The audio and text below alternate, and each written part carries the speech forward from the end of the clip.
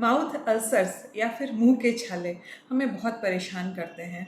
इनकी वजह से खाना खाने में परेशानी हो सकती है, ब्रश करने में परेशानी हो सकती है, यहाँ तक कि बात करने में भी बहुत परेशानी होती है।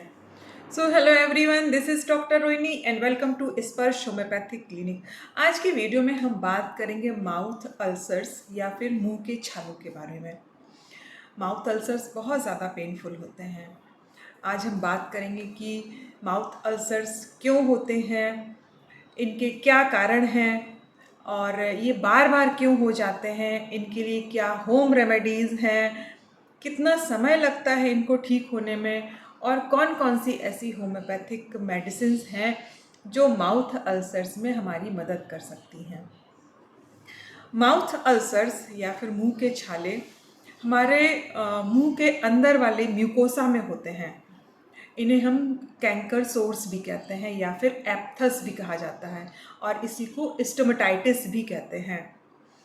इस कंडीशन में हमारे जो अंदर मुंह के अंदर की म्यूकोसा होती है, जो लिप के अंदर या चीक के अंदर, टंग पर, तालू पर, यहाँ की म्यूकोसा में एक रेड स्पॉट हो सकता है, उसमें जलन हो सकती है, धीरे धीरे वहाँ छोटा सा उभार बनता है और फिर वो अल्सर बन जाता है। अल्सर्स की कंडीशन में बहुत पेन होता है, उसमें जलन हो सकती है। इसके साथ साथ या तो मुंह में बहुत ज़्यादा लार बनेगी, सलाइवा बहुत ज़्यादा बनेगा या फिर माउथ ड्राई भी हो सकता है। अब हम बात करेंगे कि ये मुंह के अल्सर्स होते क्यों हैं, इनके क्या कारण हैं। पहला कारण हो सकता है इंजरी। किसी भी तरह की मुंह में इंजरी अगर होती है तो उसकी वजह से माउथ में अल्सर्स हो सकते हैं। जैसे कोई आपने गरम चीज़ खाई, कोई खाना गरम था, बहुत ज़्यादा गरम था, उसकी वजह से माउथ अल्सर्स हो सकते हैं। या आपने बहुत ज़्यादा गरम चाय या कॉफ़ी पी ली, उसकी वजह से माउथ अल्सर्स हो सकते हैं। किसी किसी के टीथ होते हैं, बहुत शार्प होते हैं, वो बार बार एक जगह को इरिटेट करते हैं, उनकी वजह से भी माउथ अल्सर हो सकता है। या फिर किसी ने डेंचर लगवा रखा है, जो दांत को अंदर करने के लिए लगाया जाता है, उसकी वजह से भी माउथ अल्सर हो सकते हैं। कई बार कोई कोई ऐसे टूथपेस्ट या माउथ वॉश होते हैं जो स्किन को इरिटेट, जो म्यूकोसा को इरिटेट कर सकते हैं और उनकी वजह से भी माउथ अल्सर्स। कई बार ऐसा होता है कि बिना किसी इंजरी या फिर बिना किसी ट्रॉमा के भी मुंह में अल्सर हो जाते हैं। कई बार आप सुबह उठते हैं, आपके मुंह में हल्की सी जलन होती है, कोई रेड स्पॉट बन जाता है, वहाँ पे उभार हो जाता है और वो अल्सर बन जाता है।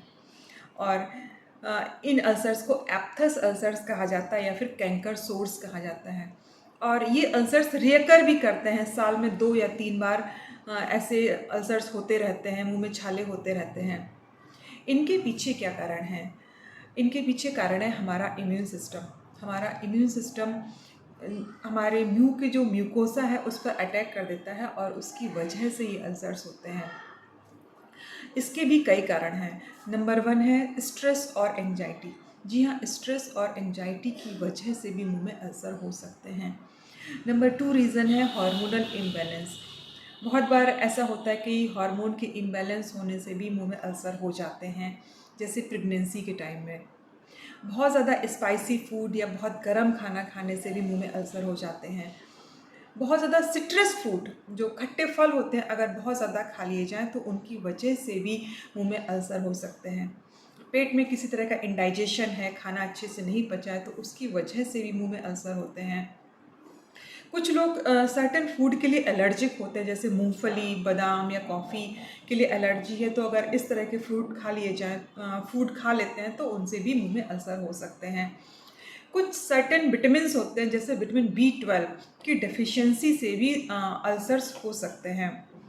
कुछ केमिकल्स होते हैं, जैसे सोडियम लॉरेट सल्फेट, इसकी वजह से भी कई लोगों को अल्सर्स हो जाते हैं। ये सोडियम लॉरेट सल्फेट बहुत सारे टूथपेस्ट में पाया जाता है, तो अगर आपको इसकी वजह से अल्सर हो रहा है तो आप चेक कर लें कि कहीं आपके टूथपेस्ट में सोडियम लॉरेट सल्फेट तो नहीं है। एक और कारण है जेनेटिक। अगर आपके घर में मदर फादर को या सिस्टर ब्रदर को मुंह के छाले अल्सर होने की टेंडेंसी है तो भी ये आपको अल्सर्स हो सकते हैं। इसके साथ ही तंबाकू खाने की आदत जिन लोगों को होती है उनके मुंह में भी अक्सर अल्सर्स होते रहते हैं। या फिर जो लोग स्मोकिंग करते हैं, बहुत ज़्यादा स्मोकिंग करते हैं और उसके बाद उन्होंने अचानक से स्मोकिंग छोड़ दी, तो उसके बाद उनको अल्सर्स होने की समस्या हो सकती है। अब हम बात करेंगे कि इन अल्सर्स को ठीक कैसे किया जाए। जो इंजरी वाले अल्सर्स होते हैं, किसी ट्रॉमा की वजह से अल्सर हुआ है, या फिर जो माइनर एप्थस अल्सर्स हैं, ये अपने आप ही 1 हफ्ते में ठीक हो जाते हैं। अगर इन अल्सर्स की वजह से आपको बहुत ज़्यादा परेशानी हो रही, बहुत ज़्यादा पेन हो रहा है, तो आप पहले होम रेमेडीज़ को ट्राई करिए। उसमें नंबर 1 है स्पाइसी और हॉट फूड को अवॉइड करना होगा। नंबर 2 है खूब सारा पानी पिएँ। नंबर 3 है आप अपने अल्सर्स पर नारियल का तेल लगा सकते हैं। नंबर 4 है आप हनी अप्लाई कर सकते हैं। नंबर 5 है एलोवेरा जूस को से कुल्ला कर सकते हैं। 1 ढक्कन एलोवेरा जूस को 1 गिलास पानी में डालें और उससे 2 से 3 बार कुल्ला करें।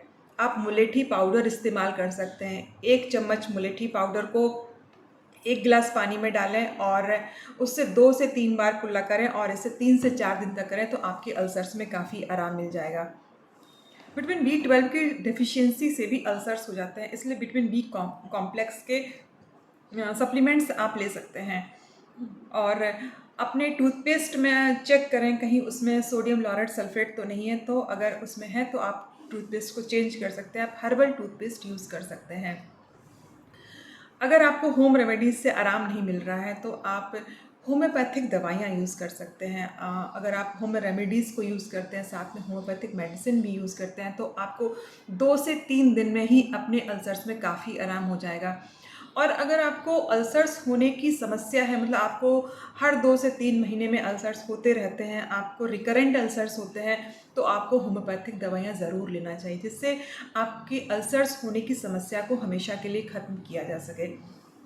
चलिए बात करते हैं कौन कौन सी होम्योपैथिक दवाइयाँ हैं जो अल्सर्स में हमारी हेल्प कर सकती हैं।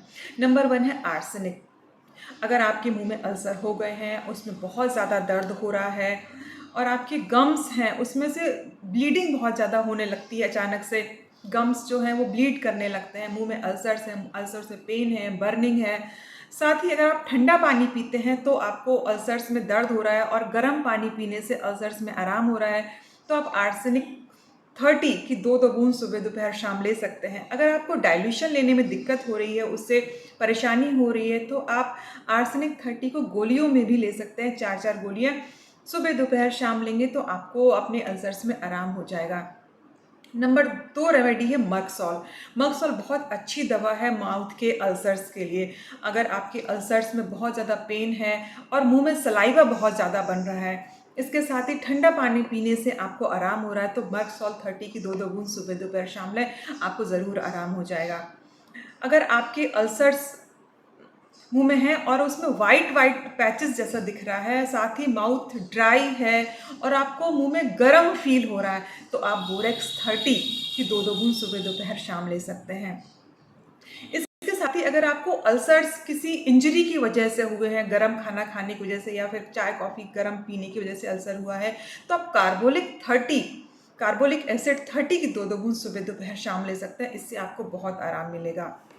एक और दवा है नाइट्रिक एसिड। नाइट्रिक एसिड भी अल्सर्स में बहुत मदद करती है। अगर अल्सर्स बहुत ज़्यादा पेनफुल हैं और उसमें कटिंग पेन हो रहा है, तो नाइट्रिक एसिड 30 की 2-2 बूंद दी जा सकती हैं।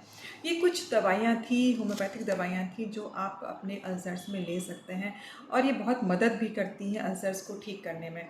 इसके साथ ही कैलेंडुला का मदर टिंचर और एक्टिनिशिया का मदर टिंचर, दोनों मदर टिंचर्स को 1 गिलास पानी में 20-20 बूंद डालें और इससे 2 से 3 बार कुल्ला करें। और अगर ऐसा 2 से 3 दिन तक अगर आप करते हैं, तो आपके अल्सर्स पूरी तरह से ठीक हो जाएंगे। अब हम बात करेंगे क्या मुंह के अल्सर्स कैंसरस हो सकते हैं। अगर किसी को अल्सर्स हुए हैं और वो कई महीनों तक ठीक नहीं हो रहे हैं, तो ये कैंसर हो सकता है। मुंह के अंदर या फिर रेड और वाइट कलर के पैचेस हो गए हैं, म्यूकोसा बहुत हार्ड हो गई है, रफ हो गई है, और मुंह के अंदर कोई लंप है जो बहुत महीनों से ठीक नहीं हो रहा है, गले में कोई लंप है जो ठीक नहीं हो रहा है, तो इस कंडीशन में कैंसर हो सकता है। और ये कंडीशन मोस्टली उन लोगों के साथ होती है जो बहुत ज़्यादा तंबाकू का सेवन करते हैं या फिर अल्कोहल का सेवन करते हैं। तो ऐसे लोगों में अगर इस तरह के अल्सर्स हैं या मुंह के अंदर कोई इस तरह के छाले हैं जो गांठ की तरह हो गए हैं, तो उन्हें तुरंत डॉक्टर से मिलना चाहिए। बिल्कुल भी इसको नज़रअंदाज नहीं करना चाहिए। डॉक्टर उनकी जांच कराने को कह सकता है, बायोप्सी कराने के लिए कह सकता है। तो ये जानकारी थी अल्सर्स के बारे में, मुंह के छालों के बारे में। अगर आपको ये जानकारी पसंद आती है, आपको ये जानकारी हेल्पफुल लगती है, तो आप इसे अपने दोस्तों में, अपने फैमिली वालों को ज़रूर शेयर करें, जिससे कि अगर उन्हें कभी अल्सर्स होते हैं तो वो उनको जल्दी से ठीक कर सकें, उनको बढ़ने से रोक सकें। अल्सर से रिलेटेड अगर आपको कोई और जानकारी चाहिए, कोई क्वेरी है, तो आप कमेंट बॉक्स में कमेंट करके पूछ सकते हैं। Thank you.